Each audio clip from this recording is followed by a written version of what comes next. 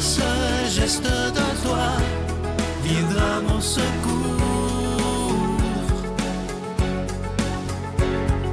Viens semer dans mon âme le grain de l'amour.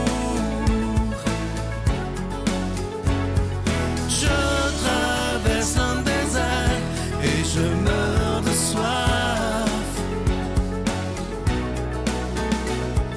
Montre-moi le mystère qui garde la foi. Bonjour et bienvenue à votre émission La Victoire de l'amour en ce jeudi 13 janvier. J'espère que vous allez bien. On rejoint Simon Lessard pour sa chronique, oui, et à l'homélie, ce sera David Vincent.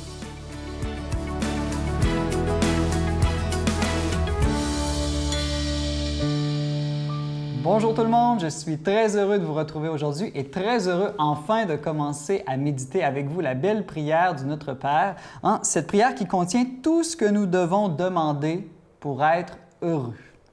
Eh bien justement, on va commencer par les deux premiers mots, les tout premiers mots du Notre Père, Notre et Père, tout simplement. Tout le secret de cette prière, on pourrait dire, est dans ces deux premiers mots. Surtout le premier mot, en fait, ça dépend en français ou en latin, le mot « Père », « Pater », en latin, c'est le tout premier mot, « Pater Noster », Notre Père. Prier, au fond, qu'est-ce que c'est? C'est parler à Dieu, mais parler à Dieu comme notre Père. Alors ça change beaucoup de choses dans notre manière de concevoir la prière. Eh bien, pourquoi? Parce que, qu'est-ce que c'est qu'un père? Bien, un père, c'est d'abord... un père, un parent, une mère aussi, on est d'accord. Mais un père, c'est d'abord celui qui nous donne la vie. Eh bien, prier Dieu comme notre Père, c'est reconnaître que la vie nous vient de lui dès le début de notre vie, mais qu'à chaque instant, la vie continue à venir en nous de Dieu. Alors voilà la première chose que nous dit cette prière du Notre Père. Toute notre vie vient de Dieu à chaque instant. Qu'est-ce qu'un père? Une autre chose qui est un père aussi, c'est qu'il donne sa nature à ses enfants. Comme je dis tout le temps, un papa écureuil fait des bébés écureuils. Eh bien, c'est intéressant, si notre Père est Dieu, c'est donc que nous avons quelque chose en nous de la nature de Dieu. C'est la grande révélation, le grand secret du christianisme, que nous sommes certes des humains, mais aussi que nous avons en nous quelque chose de divin. Nous avons une dignité infini parce que nous participons à la nature de Dieu. C'est même Saint Pierre qui le dit dans une de ses lettres. L'autre chose qu'un Père, qu'est-ce que ça nous dit, que Dieu soit notre Père? Eh bien, un Père, c'est, on pourrait dire, un beau mélange de puissance et d'amour, les deux ensemble. Et c'est très important, parce que qu'est-ce que ça nous dit? Ça nous dit que Dieu peut nous rendre heureux parce qu'il est puissant, mais aussi qu'il veut nous rendre heureux, parce qu'il est aimant. Les deux ensemble, c'est très important. Si Dieu était seulement puissance, on pourrait avoir peur de lui. Si Dieu était seulement amour, certes, on pourrait avoir de l'amour pour lui, mais on ne pourrait pas vraiment compter sur lui parce qu'il ne serait peut-être pas capable de nous rendre heureux. Alors voilà, Dieu est les deux en même temps, puissance et amour. Un Dieu qui serait que puissance, on pourrait dire à la blague que ce serait trop dur. Mais un Dieu qui serait que amour, on pourrait aussi dire à la blague qu'il serait trop mou. Non, Dieu est à la fois ferme et souple, parfaitement en même temps. Il est un Père. L'autre mot, évidemment, c'est le petit mot « notre ». Qui n'est pas anodin. Ce n'est pas simplement mon Père, c'est notre Père à tous. Donc, nous formons une grande famille, c'est ce que ça nous dit. Tous les autres sont mes frères et sœurs. Et donc, quand je prie, je ne prie pas seulement pour moi, je prie pour vous, vous priez pour moi. Nous sommes tous une famille parce que nous avons tous le même Père. Voilà le plus important, quand on prie, se rappeler que même les plus tannants sont nos frères et sœurs. Prions donc tous notre Père les uns pour les autres. Notre Père qui es aux cieux, que ton nom soit sanctifié, que ton règne vienne, que ta volonté soit faite sur la terre comme au ciel. Donne-nous aujourd'hui notre pain de ce jour. Pardonne-nous nos offenses, comme nous pardonnons aussi à ceux qui nous ont offensés. Et ne nous laisse pas entrer en tentation, mais délivre-nous du mal, car c'est à toi qu'appartiennent le règne, la puissance et la gloire pour les siècles des siècles. Amen. La Victoire de l'amour vous invite à sa retraite spirituelle les 20, 21, 22 mai 2022 sous le thème Gratitude.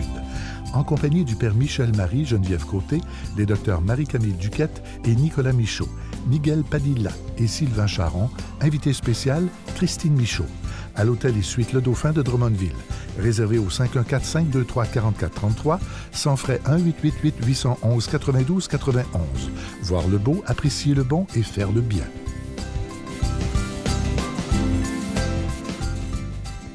Je suis tellement content de vous parler de ce magnifique cadeau du mois de janvier. Il s'agit d'une exclusivité de la Victoire de l'amour. Il a été fabriqué pour nous. Il s'agit du chapelet de l'espérance. Il est en cristal bleu et il est déjà béni. Je vous rappelle que vous le recevrez avec un don de 25 $ et si vous en voulez deux, avec un don de 40 $ Et c'est une belle façon, en se procurant ce chapelet de l'espérance, de bien commencer l'année 2022 en espérant qu'elle sera de toute beauté. On se le souhaite tous. Alors, je vous donne l'adresse. La Victoire de l'amour, case postale 120, succursale Boucherville à Boucherville, le J4B 5E6, je vous la redonne. La Victoire de l'amour, case postale 120, succursale Boucherville à Boucherville, le J4B 5E6. Également par téléphone, par carte de crédit du lundi au vendredi de 8h30 à 16h30 dans le 514-523-4433, 523-4433 ou sans frais au 1-888-811-9291, 1-888-811-9291 et aussi sur notre site Internet. Vous savez que c'est une façon très rapide, sécuritaire et efficace de faire votre don, le www.lavictoiredelamour.org. Alors, je vous rappelle ce cadeau du mois, une belle exclusivité de la Victoire de l'amour, le chapelet de l'espérance en cristal bleu et il est déjà béni. Vous allez voir en vrai, il est absolument magnifique. Je vous rappelle aussi, pour ceux qui voudraient recevoir d'autres cadeaux, tous les cadeaux d'avant sont disponibles, la majorité. Il s'agit d'aller voir sur notre site Internet dans la section cadeaux et vous avez toute la liste qui est là. Je vais prendre le temps aujourd'hui de vous dire des milliers de fois merci pour tout ce que vous faites pour la Victoire de l'amour. Parce que imaginez que dans quelques mois, dans un mois et demi, ça fera déjà 27 ans que la Victoire de l'amour existe. Mon Dieu, donnez-moi la sérénité d'accepter les choses que je ne peux changer, le courage de changer les choses que je peux et la sagesse d'en connaître la différence. Amen.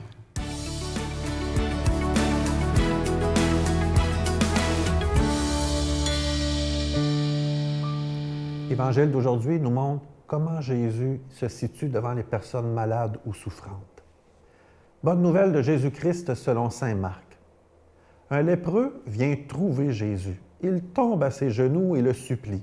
« Si tu le veux, tu peux me purifier. » Pris de pitié devant cet homme, Jésus étendit la main, le toucha et lui dit « Je le veux, sois purifié. » À l'instant même, sa lèpre le quitta et il fut purifié. Aussitôt, Jésus le renvoya avec cet avertissement sévère. « Attention, ne dis rien à personne, mais va te montrer au prêtre et donne pour ta purification ce que Moïse prescrit dans la loi.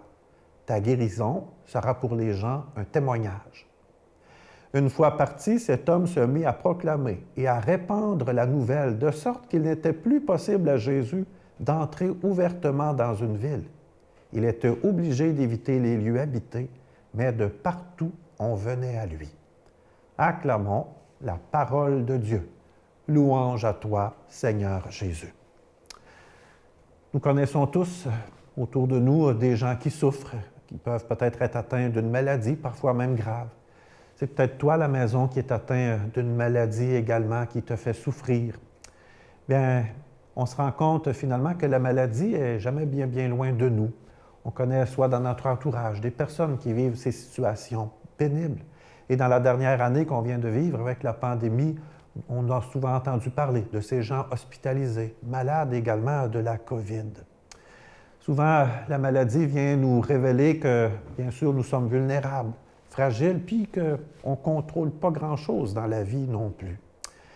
Mais elle révèle aussi quelque chose qui est plus précieux en nous, même si c'est difficile.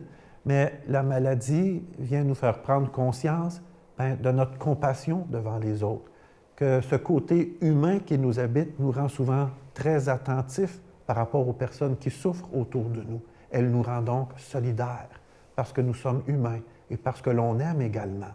Alors oui, même si c'est quelque chose de difficile, la souffrance, la maladie, Elle révèle souvent ce qu'il y a de plus beau et de plus noble dans notre cœur. L'Évangile d'aujourd'hui nous montre comment Jésus s'approche des gens qui sont souffrants. Jésus ne fera pas des incantations magiques, il n'arrivera pas avec non plus une puissance démonstrative. Qu'est-ce que fait Jésus dans l'Évangile? Il s'approche du malade et lui tend la main. Rappelons-nous qu'il s'agit d'un lépreux. C'est une maladie qui est contagieuse. Et même à l'époque, on percevait cette maladie comme étant une punition de Dieu. Ces gens devaient rester loin, éloignés des personnes. Le lépreux s'approche et Jésus aussi s'approche davantage en le touchant pour le guérir. Et lui dit, oui, je le veux, sois guéri de ton mal. C'est quand même extraordinaire de voir comment Jésus agit en voulant se faire proche des personnes souffrantes dans leur corps, mais j'oserais dire souffrantes dans leur cœur et dans leur âme. Parfois, peut-être que toi aussi, tu aimerais agir comme Jésus, puis pouvoir guérir des personnes qui sont malades. Moi, il m'arrive d'aller à l'hôpital ou dans les maisons, parfois pour donner l'onction des malades ou pour visiter une personne souffrante. J'aimerais donc ça, moi aussi, comme Jésus, faire un miracle, mais je ne suis pas capable. Mais dans le fond, quand on regarde comment Jésus agit, je me rends compte peut-être que ça nous est donné à nous plus qu'on le pense. Nous autres aussi, il nous est donné, j'oserais dire, cette capacité de pouvoir nous rapprocher des malades et j'oserais dire à la fois de les supporter et même de les toucher. Chaque fois que je tends la main pour prendre celle d'une personne malade pour la réconforter, j'agis comme Jésus. Chaque fois que je dépose ma main sur l'épaule d'une personne qui est découragée par la vie, j'agis également comme Jésus. Chaque fois que j'ouvre les mains pour partager, pour aider mon prochain, j'agis également comme Jésus. Et chaque fois que je joins les mains pour prier pour les personnes autour de moi qui en ont besoin, j'agis également comme Jésus. Il est peut-être là le début du miracle, d'une certaine manière. Dans ma solidarité avec les autres, dans mon désir de vouloir me faire proche et de soutenir mon prochain comme Jésus, voilà peut-être le début du miracle.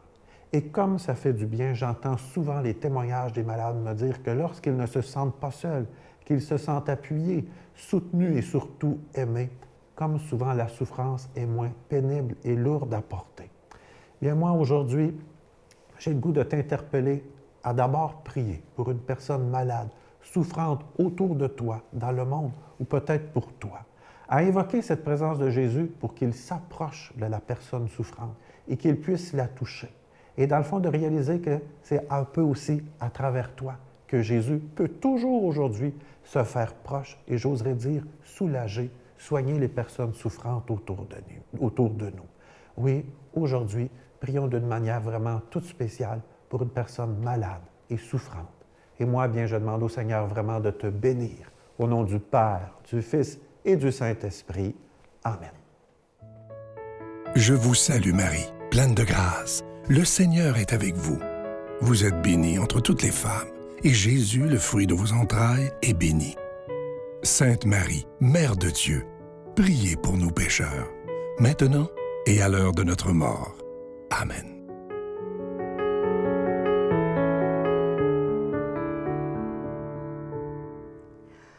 Aujourd'hui, je demande à l'Esprit Saint de nous visiter chacun pour nous inspirer, pour que nous soyons des témoins d'amour, des témoins de la victoire de l'amour sur ce qui est mal, sur la haine. Pour que nous soyons des témoins, on a besoin d'être inspirés parce que ça ne se fait pas tout seul. On peut sourire plus, oui, être plus à l'écoute, être plus intéressé à l'autre, être plus charitable, être dans la bonté. Mais parfois, dans le quotidien, on a besoin des inspirations de l'Esprit Saint pour savoir comment être un meilleur témoin. Viens, Esprit Saint. J'étais plus sûr que je croyais en Dieu. Tu sais, j'avais pas mal laissé de côté ma foi pendant plusieurs années. Et je me souviens que 2 semaines avant l'assassinat de mon ami, je m'étais dit « L'enfant, est-ce que tu crois encore en Dieu? » Et la réponse que je me suis donnée, c'était « Je sais pas si je crois en Dieu et je m'en fous. » Je t'aimerai plus que la vie, te servirai malgré le prix.